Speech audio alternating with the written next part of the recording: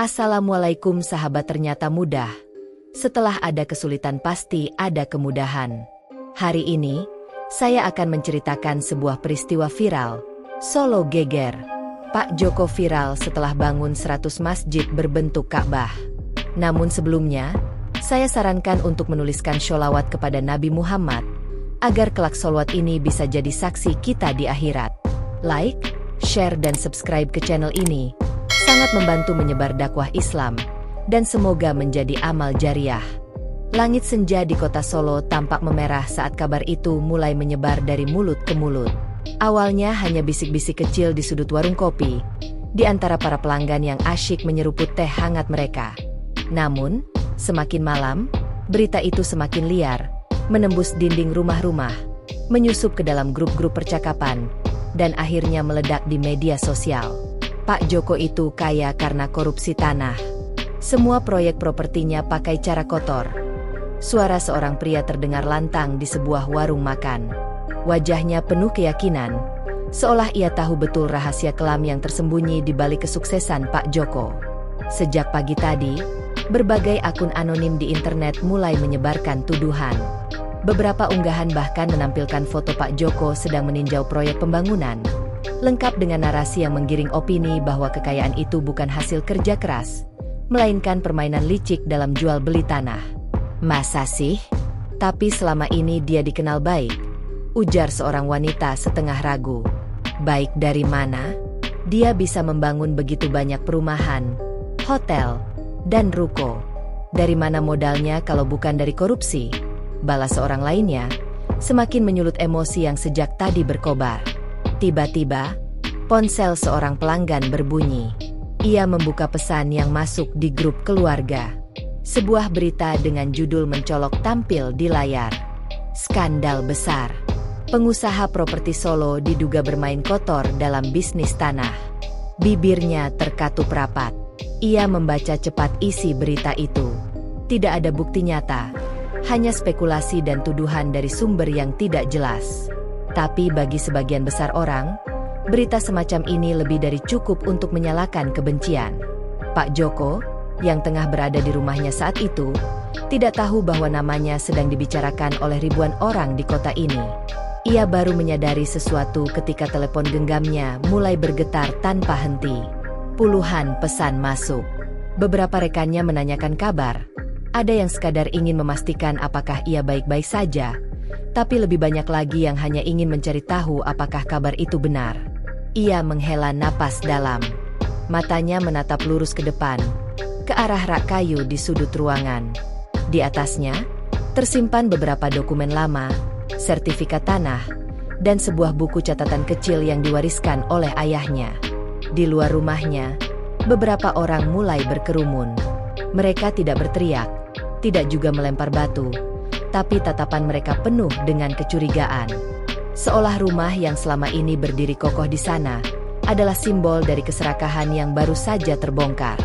Malam semakin larut. Namun, di dunia maya, bara kebencian justru semakin menyala. Malam itu terasa lebih panjang dari biasanya. Kota Solo yang biasanya tenang kini dipenuhi suara bisik-bisik di setiap sudut. Nama Pak Joko terus menjadi perbincangan, dari pasar tradisional hingga kafe-kafe modern. Di media sosial, setiap unggahan tentang dirinya langsung dibanjiri komentar pedas. Sudah kuduga, nggak mungkin orang bisa sekaya itu kalau nggak main curang. Jual beli tanah? Halah, pasti banyak rakyat kecil yang jadi korban. Orang kayak gini harus diperiksa. Jangan sampai lolos. Pak Joko duduk di ruang kerjanya, membaca satu persatu komentar itu. Beberapa kali ia menarik napas panjang. Ia tidak pernah membayangkan bahwa dalam hitungan jam, seluruh hidupnya bisa berubah. Tiba-tiba, telepon rumahnya berdering. Suaranya menggema di dalam rumah yang terasa lebih sepi dari biasanya. Pak, saya ini teman lama Bapak.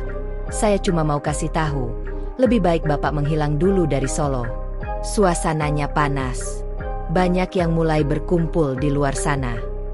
Pak Joko tidak menjawab. Ia melirik ke jendela. Dari balik tirai, samar-samar terlihat beberapa orang berdiri di seberang jalan, menatap rumahnya. Mereka tidak melakukan apa-apa, hanya berdiri dalam diam. Tapi tatapan mereka cukup untuk membuat udara terasa lebih berat. Setelah menutup telepon, Pak Joko berjalan menuju lemari tua di sudut ruangan. Tangannya perlahan membuka laci terbawah, mengeluarkan sebuah kotak kayu kecil yang sudah usang. Ia membuka kotak itu, menatap sesuatu di dalamnya dengan mata yang tajam. Di dalamnya, tersimpan setumpuk dokumen tua, surat warisan yang ditinggalkan oleh ayahnya bertahun-tahun lalu. Tidak ada seorang pun yang tahu tentang ini. Ia tidak pernah membicarakannya, tidak kepada sahabat, tidak kepada keluarganya. Selama ini, ia hidup sederhana. Banyak yang mengira kekayaannya berasal dari bisnis properti yang ia jalankan. Tidak ada yang tahu bahwa jauh sebelum ia memulai usahanya, ia sudah memiliki warisan dalam jumlah yang sangat besar. Namun, kini orang-orang menuduhnya korupsi. Mereka tidak tahu apa-apa. Dari luar rumahnya, suara obrolan semakin ramai. Ada yang tertawa sinis, ada yang menyebut namanya dengan nada menghina. Pak Joko menutup kembali kotak itu, lalu bangkit berdiri. Matanya menatap lurus ke depan, penuh dengan keteguhan hati. Ia sudah mengambil keputusan. Ia tidak akan melawan dengan kata-kata, tidak akan menjelaskan apapun. Ia akan membalas semua fitnah ini dengan sesuatu yang lebih besar. Sesuatu yang akan mengguncang seluruh kota Solo. Pak Joko berjalan keluar rumah dengan langkah mantap. Angin malam menyapu wajahnya, membawa suara-suara sumbang dari orang-orang yang masih berkerumun di seberang jalan. Beberapa menatapnya dengan sinis, beberapa lagi menunduk, seolah takut bertatapan langsung dengannya. Namun, ia tidak peduli. Dalam hatinya, rencana besar mulai terbentuk. Di pagi buta, sebelum matahari benar-benar muncul di ufuk timur, Pak Joko sudah berada di dalam mobilnya.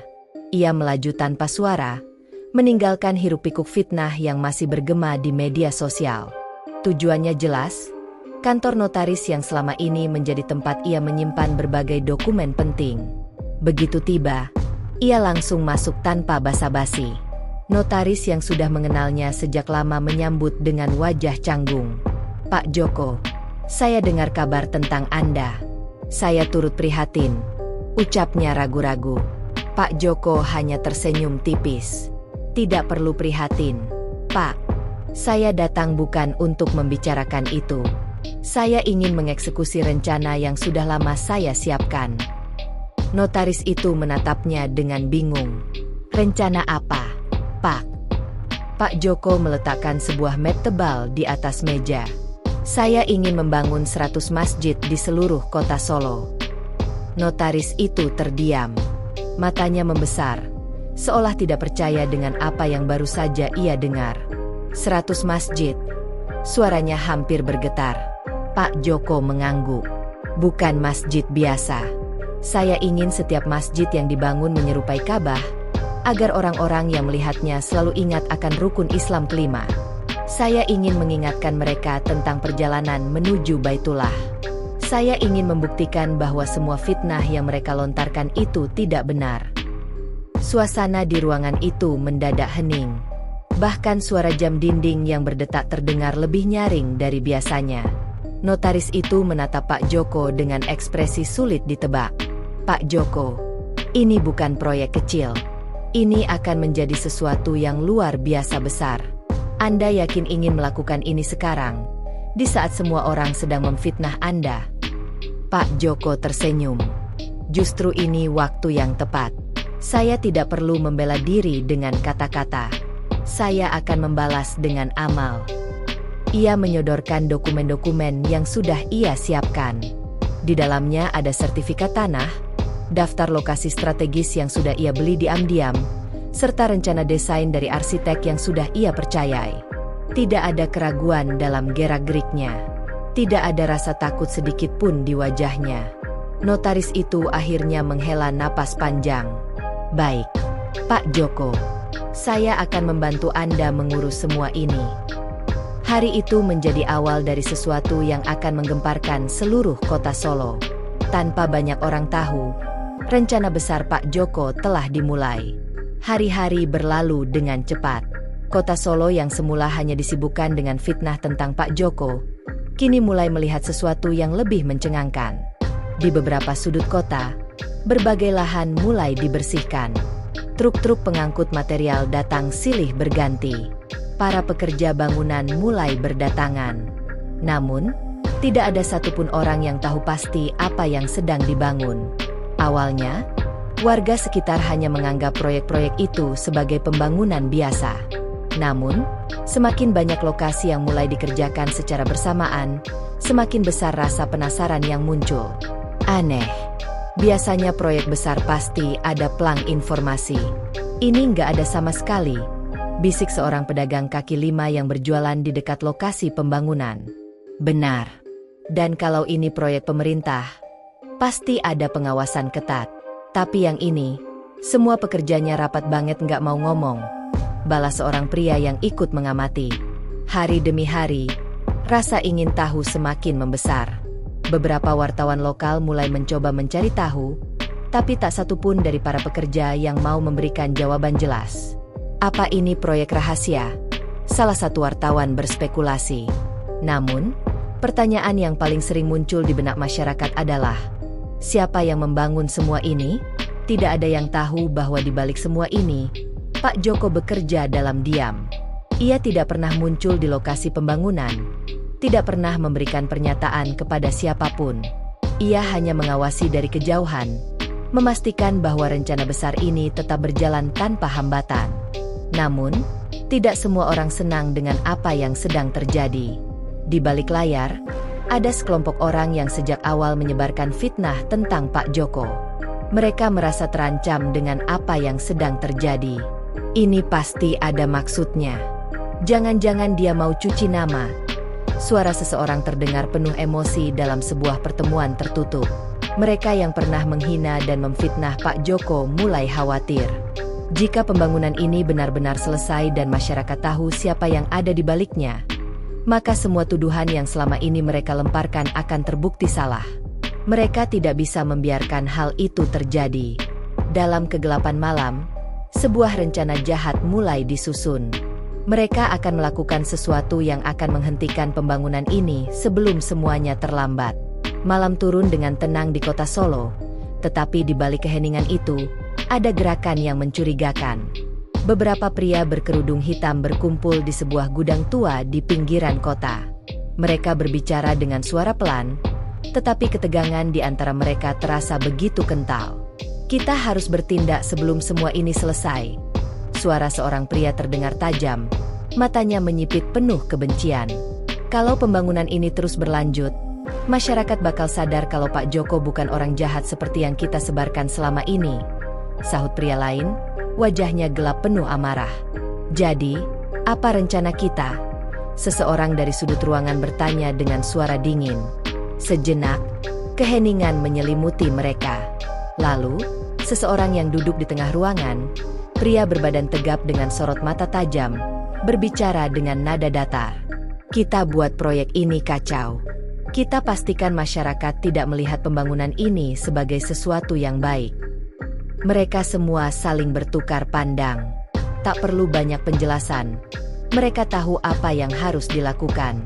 Sementara itu, di berbagai titik pembangunan, para pekerja terus bekerja tanpa henti. Tiang-tiang mulai berdiri. Dinding-dinding berbentuk kubus mulai terlihat. Setiap bangunan yang hampir rampung tampak semakin mirip dengan Ka'bah di Mekah. Namun, sesuatu yang tidak terduga mulai terjadi. Di salah satu lokasi proyek, seorang mandor menemukan tumpukan batu berserakan di sekitar area yang seharusnya bersih. Pekerja lain melaporkan bahwa beberapa bahan bangunan mereka hilang secara misterius. Aneh. Ini seperti ada yang sengaja mengacaukan pembangunan, ujar salah satu pekerja dengan nada curiga. Pagi berikutnya, di salah satu lokasi yang hampir selesai, kejadian yang lebih parah terjadi. Saat para pekerja tiba, mereka menemukan pintu gudang penyimpanan material telah dibobol. Tumpukan semen berserakan di tanah, beberapa besi penyangga dicabut, dan yang paling mengejutkan, sebagian dinding masjid yang sudah hampir rampung dihancurkan dengan brutal. Suasana mendadak tegang. Mandor proyek segera melapor kepada pihak keamanan. Namun, yang lebih mengkhawatirkan, berita ini mulai menyebar ke masyarakat. Ada yang berusaha menggagalkan pembangunan ini. Suara seseorang menggema di antara para pekerja yang mulai panik. Namun, meskipun ancaman semakin nyata, pembangunan tidak dihentikan.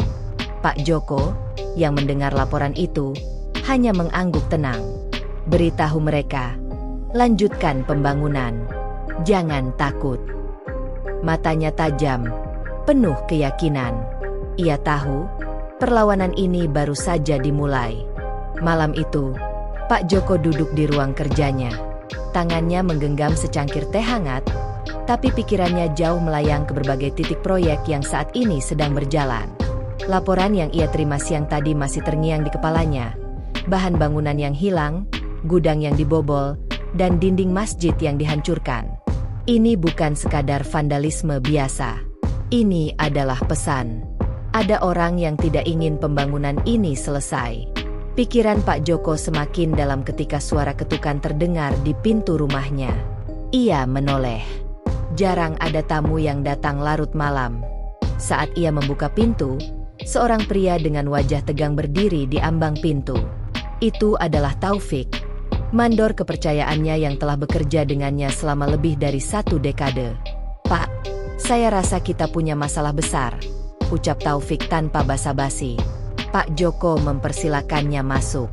Taufik duduk dengan gelisah di kursi di seberang meja kerja Pak Joko. "Ada apa?" tanya Pak Joko tenang. Taufik menelan ludah sebelum berbicara.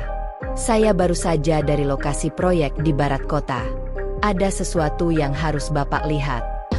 Ia mengeluarkan ponselnya dan menunjukkan sebuah foto. Pak Joko memperhatikan layar itu. Matanya menyipit. Di dalam foto itu, terlihat dinding salah satu masjid yang baru saja dibangun. Namun, sesuatu yang mengerikan terpampang di sana. Tulisan besar dengan cat merah menyala, "Hentikan atau mati." Pak Joko menatap layar itu beberapa detik sebelum akhirnya bersandar di kursinya. "Ini terjadi di berapa lokasi?" tanyanya tanpa nada gentar. "Baru 1, Pak. Tapi ini bisa jadi peringatan awal." Pak Joko mengangguk. Ia mengamati foto itu sekali lagi, lalu menyerahkan ponsel kembali kepada Taufik. "Jangan hentikan pembangunan." Taufik mengangkat wajahnya, sedikit terkejut. "Tapi Pak, ini sudah mulai melibatkan ancaman. Mereka tidak main-main." Pak Joko tersenyum tipis. "Justru karena mereka tidak main-main, kita juga tidak boleh gentar. Masjid-masjid itu harus berdiri, tidak peduli apapun yang terjadi." Taufik menghela napas. Ia tahu betul sifat Pak Joko. Sekali pria itu mengambil keputusan, tidak ada yang bisa mengubahnya. "Kalau begitu, kita harus meningkatkan pengamanan," kata Taufik akhirnya. Pak Joko mengangguk. "Pastikan setiap lokasi memiliki penjagaan lebih ketat. Dan satu lagi." Ia menatap Taufik dengan tajam. "Jangan sebarkan ketakutan di antara para pekerja. Mereka harus tetap percaya bahwa kita ada di jalan yang benar." Taufik mengangguk pelan. Malam semakin larut, tetapi di dalam hati Pak Joko, tekadnya justru semakin menguat. Keesokan harinya, kota Solo mulai dihiasi dengan berita tentang ancaman yang terjadi di proyek masjid berbentuk Ka'bah. Meskipun tidak ada media besar yang secara langsung meliputnya, berita ini menyebar cepat melalui mulut ke mulut. "Ada yang gak suka dengan pembangunan ini," kata seorang pedagang di pasar. "Jangan-jangan ada pihak tertentu yang merasa terancam," timpal seorang pria tua yang duduk di bangku kayu dekat jalan. Sementara itu, di balik bayang-bayang, mereka yang berusaha menghentikan pembangunan mulai panik. Kenapa dia tetap lanjut? Seharusnya setelah ancaman itu, dia berhenti. Suara seseorang terdengar penuh amarah dalam sebuah pertemuan rahasia. "Pak Joko bukan orang yang mudah menyerah," jawab seseorang dengan nada dingin. "Kalau kita mau benar-benar menghentikannya, kita harus lakukan sesuatu yang lebih dari sekadar ancaman." Mata mereka saling berpandangan. Mereka tahu apa yang harus dilakukan. Mereka tidak hanya akan menghentikan proyek itu, Mereka akan menghancurkannya. Langit malam di kota Solo terlihat gelap, tanpa bulan dan bintang yang bersinar. Di salah satu lokasi pembangunan, suasana terasa lebih sunyi dari biasanya. Beberapa pekerja lembur masih sibuk merapikan material yang akan digunakan esok hari. Lampu-lampu proyek menerangi area sekitar, menciptakan bayangan panjang yang bergerak di antara tiang-tiang bangunan. Namun, tak ada yang menyadari bahwa mereka sedang diawasi.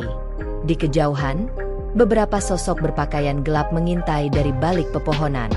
"Lakukan cepat, jangan sampai ketahuan," bisik salah satu dari mereka. Tanpa suara, mereka menyelinap masuk ke dalam area proyek. Tangan mereka terampil, seolah sudah terbiasa melakukan pekerjaan semacam ini. Dalam hitungan menit, mereka mulai menuangkan cairan ke beberapa bagian dinding yang baru selesai dibangun. Bau bensin yang menyengat menyebar di udara. Salah satu dari mereka menyalakan korek api. Api kecil berkedip di ujung jarinya. "Ini akan jadi peringatan terakhir untuk Pak Joko," gumamnya. Namun, sebelum ia sempat melemparkan api ke bangunan itu, terdengar suara lantang. "Berhenti!" Sontak, para penyusup itu menoleh. Mereka melihat sosok pria tua berdiri beberapa meter dari mereka, ditemani beberapa pria lainnya yang mengenakan seragam keamanan proyek. Mata pria itu penuh dengan keberanian. "Itu Pak Joko." Mereka membeku. Mereka tidak menyangka akan langsung berhadapan dengan pria yang selama ini mereka benci. Pak Joko melangkah maju. Suaranya tegas. "Kalau kalian ingin menghancurkan masjid-masjid ini, kalian harus lewat saya dulu." Keheningan menyelimuti malam itu. Para penyusup itu saling berpandangan. Mereka dihadapkan pada sesuatu yang tidak pernah mereka duga sebelumnya. Mereka bisa saja lari, tetapi sesuatu dalam tatapan Pak Joko membuat mereka ragu. Pak Joko tidak takut. Tidak sedikit pun. Dan malam itu, sesuatu yang tak terduga akan terjadi. Malam yang sunyi di kota Solo mendadak terasa lebih panas. Bara api masih bergetar di ujung korek yang dipegang salah satu penyusup. Di hadapan mereka, Pak Joko berdiri tegak, matanya tajam, tak sedikit pun gentar menghadapi ancaman yang ada di depan mata. Para penyusup saling berpandangan. Ragu mulai tumbuh di hati mereka. Tidak ada yang menyangka bahwa pria yang mereka fitnah, yang mereka coba hancurkan reputasinya, justru berdiri dengan begitu tegas di hadapan mereka. "Apa yang kalian lakukan tidak akan membuat saya mundur." Suara Pak Joko memecah keheningan. Salah satu dari mereka, pria bertubuh besar dengan sorot mata penuh kebencian, maju selangkah. "Pak Joko, Anda tidak mengerti. Ada banyak orang yang tidak suka dengan pembangunan ini. Anda seharusnya berhenti sebelum semuanya terlambat," katanya dengan nada rendah, hampir seperti ancaman. Pak Joko tersenyum tipis. "Kalau kalian pikir ancaman seperti ini bisa membuat saya berhenti, kalian salah besar. Saya tidak membangun masjid-masjid ini untuk nama baik saya. Saya membangunnya untuk umat."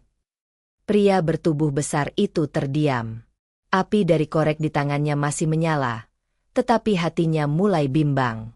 Dari belakang, salah satu anak buahnya berbisik, "Kita harus pergi, ini terlalu berisiko."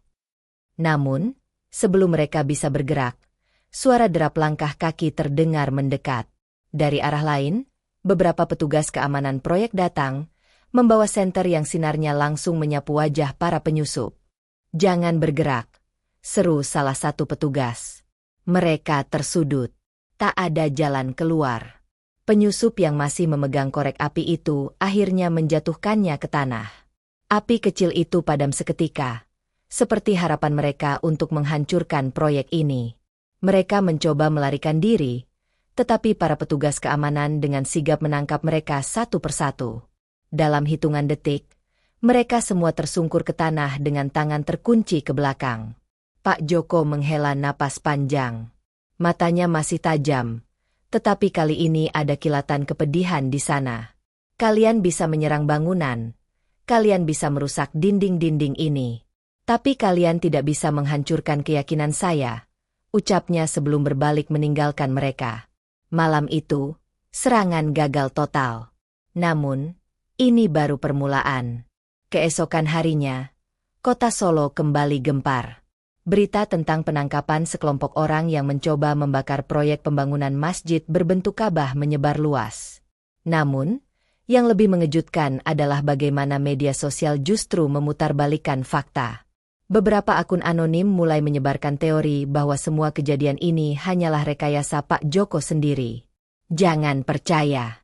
Itu hanya akting supaya dia bisa bersih dari tuduhan korupsi. Siapa yang yakin kalau mereka yang ditangkap itu bukan orang suruhannya sendiri? Kita nggak boleh tertipu. Ini semua cuma cara dia untuk mengalihkan perhatian. Pak Joko membaca semua itu dari ruang kerjanya. Ia tahu fitnah tidak akan berhenti sampai di sini. Seseorang sedang bermain di balik layar, memastikan namanya tetap dikotori. Namun, seperti sebelumnya, Pak Joko tidak membalas dengan kata-kata. Ia hanya tersenyum tipis, lalu mengambil sebuah berkas yang sudah ia siapkan sejak lama. Ia menatap peta kota Solo yang terbuka di atas mejanya. 25 masjid sudah selesai. 75 lagi masih dalam proses. Gumamnya pelan. Lalu, ia mengangkat telepon dan menghubungi seseorang. Pastikan pembangunan tetap berjalan sesuai jadwal. Tidak ada yang boleh berhenti. Suaranya tenang, tetapi penuh dengan ketegasan. Di luar sana, orang-orang masih terus mencibirnya. Tetapi ia tahu, semakin mereka berusaha menjatuhkannya, semakin besar dampak yang akan ia tinggalkan. Dan ia siap menghadapi apapun yang akan datang berikutnya. Semakin hari, serangan terhadap Pak Joko semakin menjadi-jadi. Fitnah di media sosial tidak hanya menyudutkannya, tetapi kini mulai menyerang keluarganya. Anaknya Pak Joko juga ikut menikmati uang korupsi. Kita lihat saja, sebentar lagi pasti ada pejabat yang melindungi dia. Desas-desus itu tidak hanya membuat media sosial bergejolak, tetapi juga mulai mempengaruhi orang-orang di sekitar Pak Joko. Beberapa rekan bisnisnya mulai menjauh.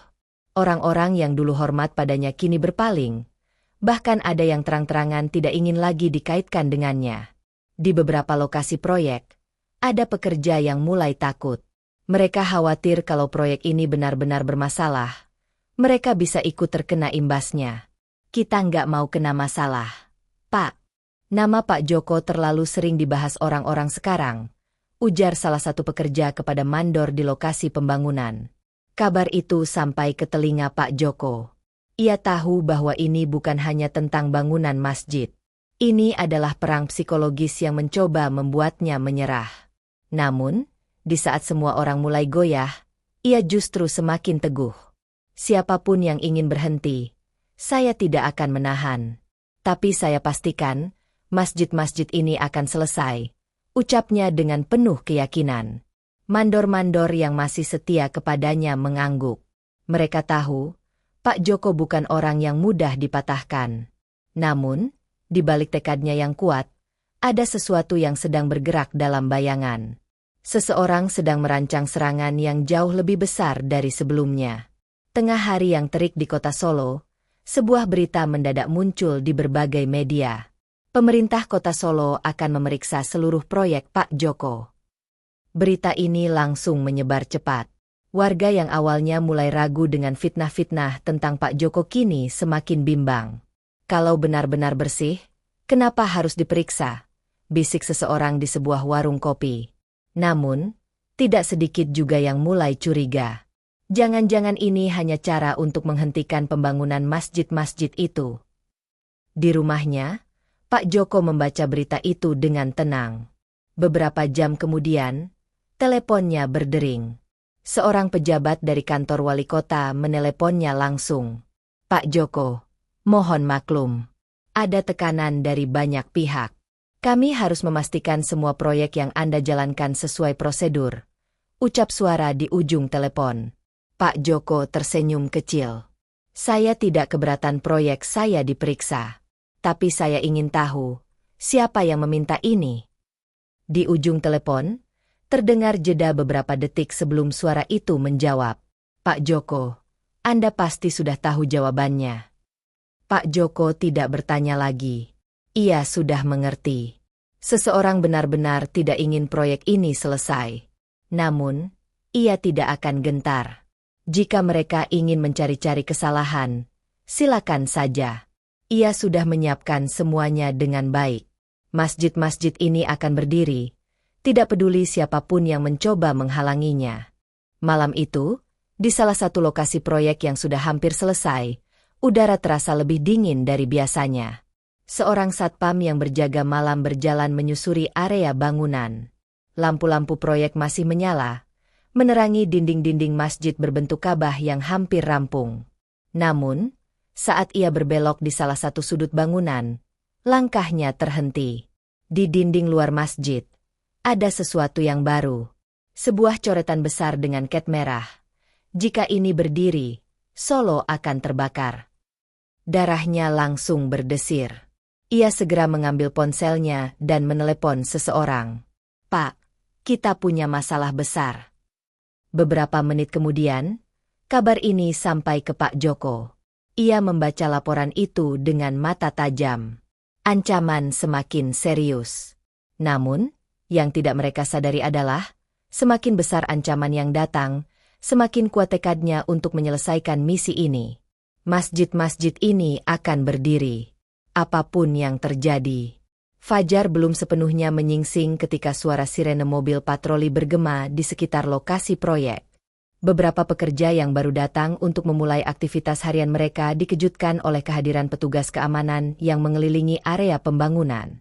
Pak Joko tiba tidak lama kemudian. Langkahnya tetap tegap meskipun wajah para pekerja tampak tegang. Taufik, mandor kepercayaannya, segera menghampiri dengan wajah cemas. "Pak, ini sudah keterlaluan. Mereka tidak hanya meninggalkan ancaman, mereka juga menghancurkan bagian dari masjid yang sudah hampir jadi," ucapnya dengan napas tertahan. Pak Joko melihat sekeliling. Salah satu dinding masjid yang sudah hampir rampung kini penuh dengan bekas coretan dan bagian bawahnya telah dihantam dengan sesuatu yang berat, menyebabkan beberapa bata pecah dan runtuh. Petugas keamanan yang berjaga semalaman menggeleng-gelengkan kepala. "Kami tidak melihat siapapun. Sepertinya mereka melakukan ini dalam hitungan menit sebelum fajar." Pak Joko mendekati dinding yang dirusak.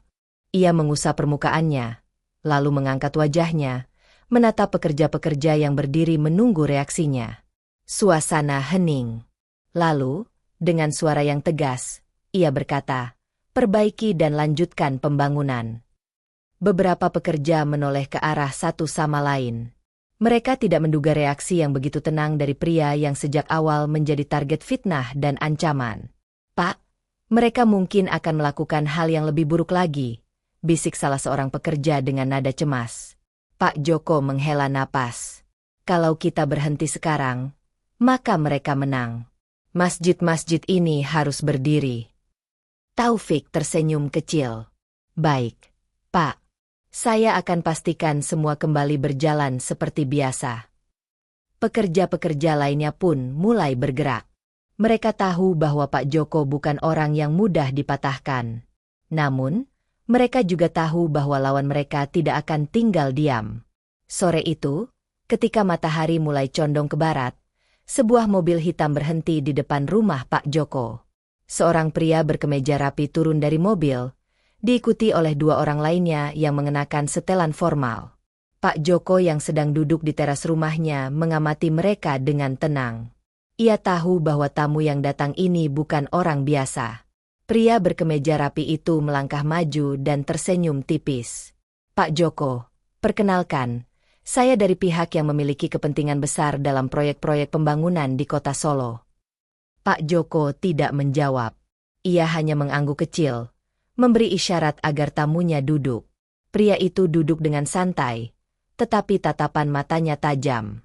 "Saya langsung saja, Pak. Banyak pihak merasa pembangunan masjid berbentuk Ka'bah ini terlalu ambisius. Ini bisa mempengaruhi banyak hal, dari sektor bisnis, tata kota, bahkan kebijakan tertentu. Saya yakin Bapak mengerti maksud saya." Pak Joko tersenyum tipis. "Kalau maksud Anda adalah menyuruh saya menghentikan pembangunan, saya rasa percakapan kita bisa berhenti di sini." Pria itu tertawa kecil, tetapi matanya tidak menunjukkan tanda-tanda humor. Pak Joko, Anda orang yang bijak.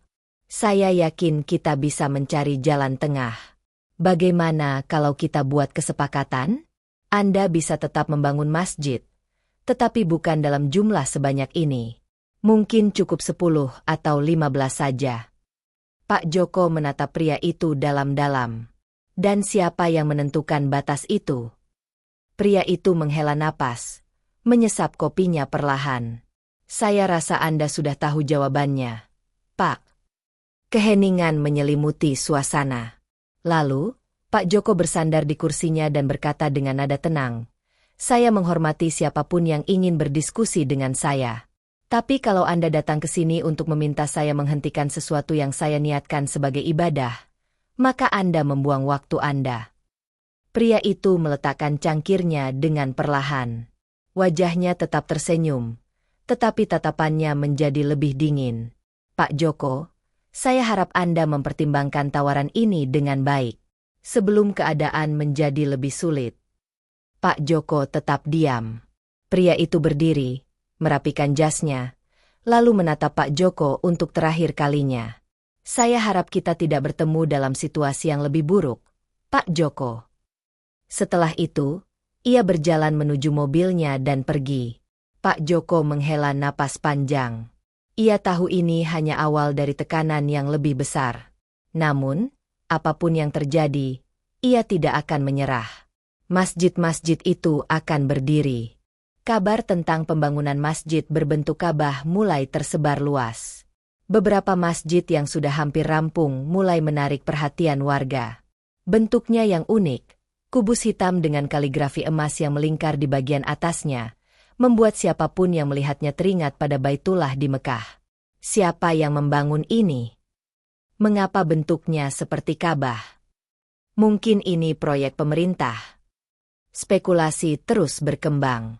Warga yang awalnya tidak tahu menahu kini mulai berbondong-bondong mendatangi lokasi-lokasi pembangunan, mengambil gambar dan membagikannya di media sosial. Foto-foto masjid-masjid berbentuk Ka'bah mulai viral.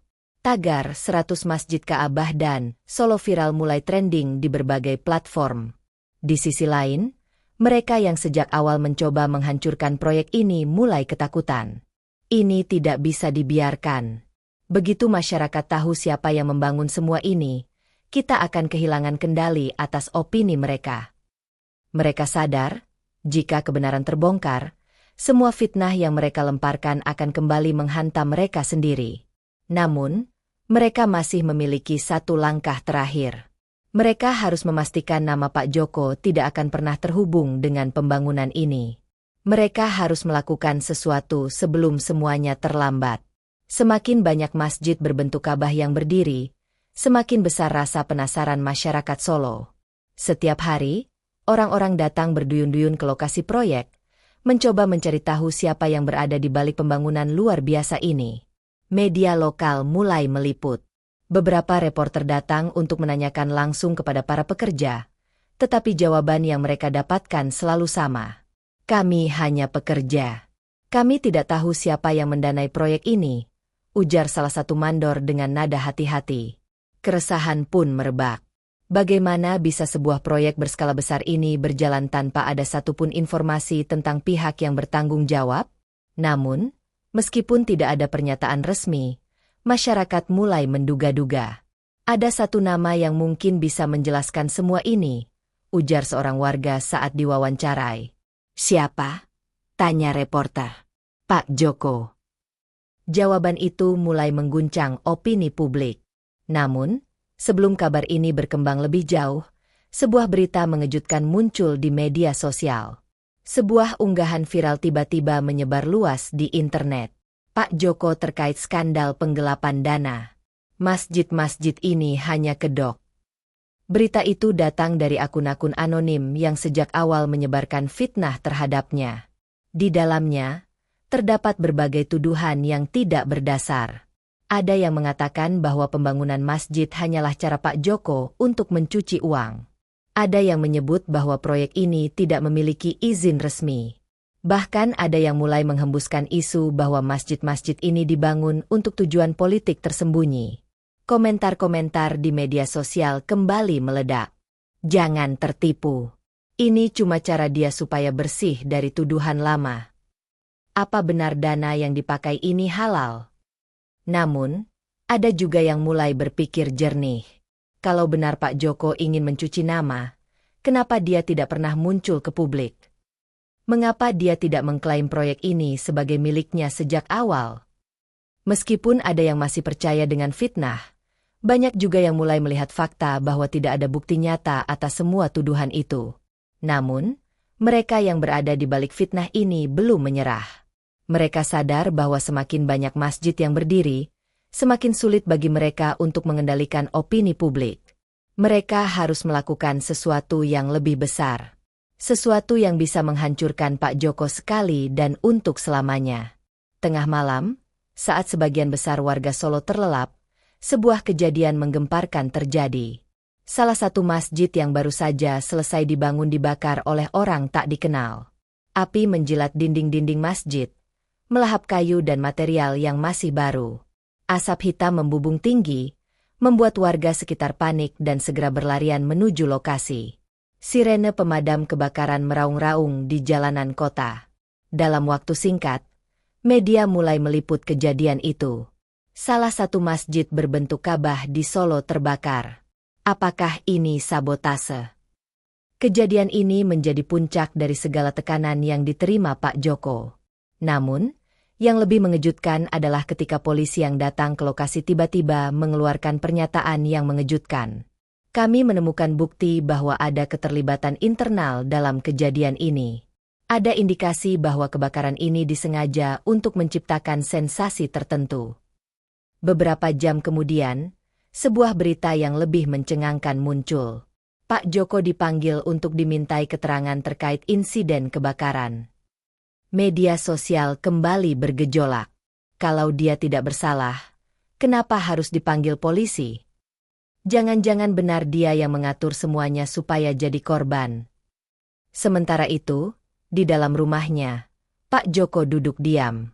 Ia membaca berita-berita itu tanpa ekspresi. Ia tahu bahwa inilah serangan terakhir yang mereka siapkan untuk menghancurkannya. Tapi satu hal yang tidak mereka sadari adalah, Pak Joko tidak akan pernah menyerah. Ia berdiri dari kursinya, mengambil jasnya, dan bersiap untuk menghadapi apapun yang akan terjadi selanjutnya. Keesokan harinya, kantor kepolisian Solo dipenuhi wartawan. Semua orang ingin tahu bagaimana perkembangan kasus kebakaran masjid yang menghebohkan itu. Pak Joko tiba dengan tenang. Ia tidak membawa pengacara, tidak membawa tim pendukung, hanya dirinya sendiri. Ketika ia masuk ke dalam ruangan penyelidikan, semua kamera mengarah padanya. Namun, sebelum proses interogasi dimulai, seorang polisi tiba-tiba masuk dengan wajah serius. Kami baru saja menerima rekaman CCTV yang menunjukkan siapa pelaku sebenarnya, ucapnya. Semua mata tertuju padanya. Polisi itu melanjutkan, dan hasilnya sangat mengejutkan. Rekaman itu diputar. Dalam layar, terlihat sekelompok pria bertopeng menyelinap ke dalam area masjid, membawa jerigen bensin dan menyalakan api. Namun, ada satu kesalahan fatal. Salah satu dari mereka sempat membuka masker wajahnya. Dan ketika polisi memperbesar gambar, sosok itu ternyata adalah orang yang sejak awal paling gencar menuduh Pak Joko. Ruangan itu mendadak sunyi. Para wartawan yang tadinya sudah siap menulis berita negatif tentang Pak Joko kini terdiam. Salah satu polisi berdiri dan menatap Pak Joko. "Pak, Anda bisa pulang. Anda tidak bersalah." Pak Joko hanya mengangguk pelan. Di luar kantor kepolisian, ratusan orang sudah menunggu. Banyak di antara mereka yang dulu menghina dan mencemoohnya. Ketika mereka melihat Pak Joko keluar dengan tenang, tanpa borgol, tanpa tanda-tanda bersalah, mereka mulai menyadari satu hal. Mereka telah salah menilai orang ini. Dan saat itulah, sebuah gerakan besar mulai terjadi di media sosial. "Maaf Pak Joko" mulai trending. Orang-orang yang dulu menuduhnya kini mulai meminta maaf secara terbuka. Dan dalam hitungan jam, berita tentang kebenaran yang terungkap ini menyebar ke seluruh negeri. Di hari yang sama, Pak Joko berdiri di depan salah satu masjid yang telah selesai dibangun. Masjid berbentuk Ka'bah itu kini berdiri megah, menjadi simbol perjuangan dan kebenaran yang tidak bisa dihancurkan oleh fitnah. Dan dengan tenang, Pak Joko berkata, fitnah bisa menyebar lebih cepat dari kebenaran. Tapi pada akhirnya, kebenaran tidak bisa dikalahkan. Masjid-masjid itu akhirnya berdiri, dan Pak Joko menjadi legenda yang akan dikenang sepanjang masa.